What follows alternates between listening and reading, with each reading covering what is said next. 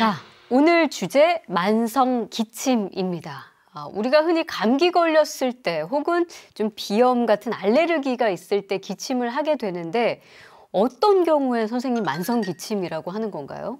예, 기침이 오랫동안 지속이 되면 만성 기침이라고 합니다. 보통 기간을 따져서 나누는데 3주 미만일 때 급성 기침, 3주에서 8주 정도 되면 아급성 기침, 그다음에 8주 이상 되었을 때 만성 기침이라고 합니다. 사실 요즘 기침하면 이게 코로나19 증상인가 의심하시는 분들이 많을 것 같은데 그렇죠. 혹시 병원에 찾는 분들도 코로나19 관련해서 좀 많이들 물어보시나요?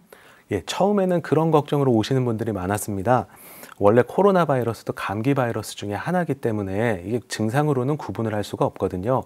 다만 초창기에는 접촉력과 발열 정도를 가지고 코로나 검사를 더 해야 되는가 이런 거를 구분을 해드렸지만 네. 본인이 걱정되면 이미 보건소에서 검사를 하고 오셔서 외래에서 저 코로나인가요? 이렇게 물어보지는 않습니다.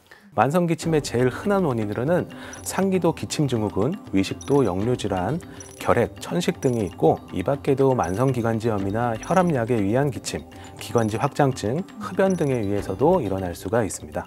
그러면 같은 기침 증상이라도 원인에 따라서 이제 치료법이 달라진다고 볼 수 있을까요? 네, 그렇습니다. 그래서 만성 기침은 원인 감별이 가장 중요하고 원인에 따라서 치료를 해야 됩니다. 그래서 오늘은 만성 기침의 대표적인 원인 4가지에 대해서 집중적으로 이야기해 드리겠습니다. 네. 첫 번째는 상기도 기침 증후군입니다. 가장 흔하게 만성 기침의 원인으로 지목이 되고 있고 외래로 오시는 분들 중에 절반이 이 질환으로 진단돼서 치료를 하고 있습니다. 상기도 기침 증후군요. 네. 예. 과거에는 후비로 증후군으로 불렸고요. 코 또는 부비동에서 흘러나온 분비물이 인후부를 자극해서 생기는 질환입니다. 개인적으로는 좀 명칭이 생소한데 이 상기도 기침 증후군 이거는 왜 생기는 건가요? 네, 비염이나 부비동염, 비인두염과 연관되어서 발생을 합니다.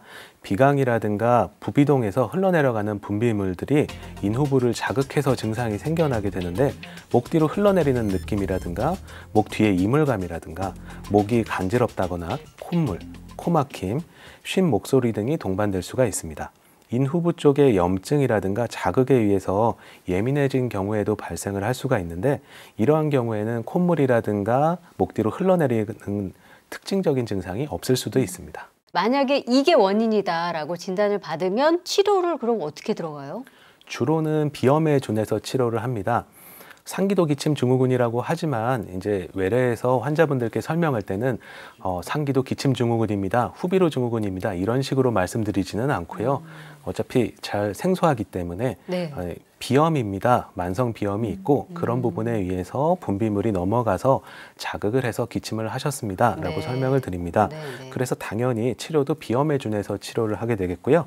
항히스타민 제제나 국소 스테로이드 제제, 비충혈 완화제 등을 사용하고 이 외에도 생활 패턴이라든가 환경의 개선이 많이 중요합니다. 그렇다면 이 상기도 기침 증후군 환자들이 지켜야 될 생활 습관 어떤 게 있을까요? 먼지가 많은 환경을 피하시고 차가운 공기를 피하시는 게 좋습니다. 알레르기가 있는 물질이 있다면 적극적으로 회피를 하셔야 되고 기침을 자주 하는 것은 인후부에 염증을 일으켜서 감각을 예민하게 만들 수 있기 때문에 피하는 것이 좋겠습니다. 따뜻한 물을 수시로 섭취해서 목 뒤에 이물질을 제거해 주시는 것이 좋겠습니다. 네. 아까 제가 여름이 되면 이제 더위를 호소하기도 하지만 냉방병 때문에 고생하시는 분들도 있다고 했잖아요. 그러면 사실 냉방병은 거기에서 오는 그 인공적인 차가운 바람이 뭐 먼지와 실내 공기와 섞여가지고 사실은 그렇게 좋지는 않은 것 같은데 그로 인해서 이렇게 만성 기침으로까지 가는 분들도 있으신가요? 네, 충분히 가능합니다. 그런 환경 개선도 좀 필요하겠네요, 그러면. 네, 에어컨을 너무 직접적으로 쐬시지 않는 것이 좋고요. 네. 네, 주무실 때도 너무 에어컨을 계속 쬐면 습도가 내려가면서 다른 알레르기성 비염이라든가 다른 원인이 됩니다. 네. 자, 만성 기침의 그럼 두 번째 원인 살펴볼까요? 예, 두 번째는 결핵입니다. 결핵은 대표적인 전염병으로 우리나라에서 아직도 유병률이 높은 질환입니다. 그대로 두면 가족이라든가 주변 지인한테 전염을 시킬 수 있고 치료하지 않고 오래 방치하면 폐를 파괴해서 영구적인 합병증을 만들고 사망에 이르게 할 수 있습니다. 네. 그러면 만성 기침의 다른 원인이랑 어떻게 구별하면 될까요? 가슴 엑스레이로 먼저 진단을 하게 됩니다. 다만 가슴 엑스레이에서 전형적인 모양이 안 보이고 초기 같은 경우에는 기관지염과 구별이 안 될 수가 있습니다.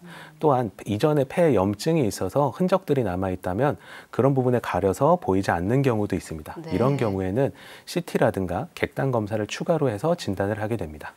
결핵이 원인이다라고 나오면 어떤 치료가 이루어지나요? 네, 폐의 공동의 유무라든가 병의 진행 정도, 결핵균의 내성 상태에 따라서 치료가 좀 다릅니다.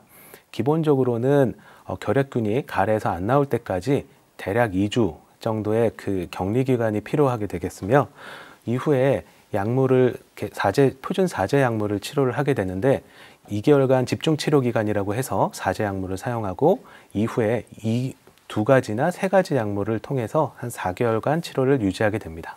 세 번째 원인은 뭘까요? 예, 세 번째 원인은 역류성 식도 질환입니다. 흔히 역류성 식도염이라고 두 분도 많이 들어보셨죠? 네. 네, 저도 많이 들어봤는데 이 역류성 식도염이라고 하면 뭐 속쓰림이나 또 가슴 통증 이런 게 생각이 나거든요. 근데 이게 만성 기침이랑 연관이 있는지는 전 몰랐어요. 네, 위산이 직접 후두를 자극한다거나 위액이 미세하게 기도로 넘어가거나 역류에 의해서 식도 하부 점막에 기침 수용체에 자극이 되면은 기침이 유발될 수가 있습니다. 네. 제 주변에도 이 역류성 식도염 앓고 계신 분들이 좀 있거든요. 근데 병원에 가면 꼭 생활 습관을 개선하라고 하신대요. 맞아요. 예. 이건 어떻게 될까요? 네, 치료는 위산 분비 억제제랑 장운동 촉진제 등의 약물 치료도 있지만 가장 중요한 게 생활 습관의 개선이 되겠습니다. 금주라든가 금연, 카페인이나 탄산음료 금지. 이 중에 카페인은 우리 일상생활에 많이 들어와 있는데 커피라든가 껌, 초콜릿, 홍차, 녹차, 그다음에 피곤할 때 먹는 각종 드링크에 많이 들어있어서 이런 부분을 전부 피하시는 게 좋겠고요. 감귤류 등의 과일이라든가 주스 등도 일으킬 수가 있고 약간 신맛 나는 산도가 높은 음료를 피하라고 또 하더라고요. 고지방 음식 등도 피하시는 게 좋습니다. 네. 또 식사하시고 1시간 이내 바로 눕는다면 역류 증상이 생기실 수가 있고요. 주무시기 한 2~3시간 이내에 야식 등을 좀 피하는 게 좋겠습니다. 마지막 원인 한번 살펴볼까요? 네, 마지막 원인은 천식입니다. 그 천식이라고 하면 숨쉬기 어려운 질환 말씀하시는 거잖아요. 그럼 만성기침도 그 증상 중에 하나인가요? 예, 그 증상 중에 하나고 천명음, 쌕쌕 소리를 동반하는 전형적인 천식이 있는 반면에 기침만 존재하는 기침형 천식도 있습니다. 이러한 기침형 천식들은 마른 기침이라든가 발착성 기침 등의 증상들이 있고 알레르기라든가 운동, 찬 공기, 기침에 의해서 악화되기도 합니다. 아니, 그러니까 천식은 이제 기관지 질환 중에 하나잖아요. 그러면은 천식의 경우에는 좀 진단 방법이 조금 달라질 수도 있겠네요. 천식 진단 방법과 다르지는 않고 기관지 천식이랑 기침형 천식이 다르지는 않고 똑같이 하는데 주로 천식의 진단 방법인 폐기능 검사를 통해서 진단을 하고 있습니다. 네. 폐기능 검사라고 하니까 뭔가 무섭기도 한데 좀 자세히 설명해 주실 수 있을까요? 폐기능 검사는 호흡기로 들이마시고 내쉬는 공기의 양과 속도를 측정하는 검사로서 폐활량이라든가 기도 폐쇄 정도를 확인하기 위한 검사입니다. 천식이라든가 만성폐쇄성 폐질환, 간질성 폐질환 같은 질환의 진단이라든가 병의 정도를 파악할 수가 있고 수술 전에 폐기능 검사를 해서 폐기능을 평가할 수도 있습니다. 간단한 검사고 기본적인 폐기능 검사는 5분에서 10분 정도면 끝나니까 어렵지 네. 않습니다. 그러면 이렇게 이제 기침을 동반하는 천식의 경우에는 어떻게 치료를 보통 하시나요? 일반적인 천식의 치료와 다르지 않는데 흡입 스테로이드제와 같은 약물 치료를 한다거나 알레르기 물질이나 환경이 있는 경우에는 그 부분을 적극적으로 회피하시도록 말씀을 드립니다.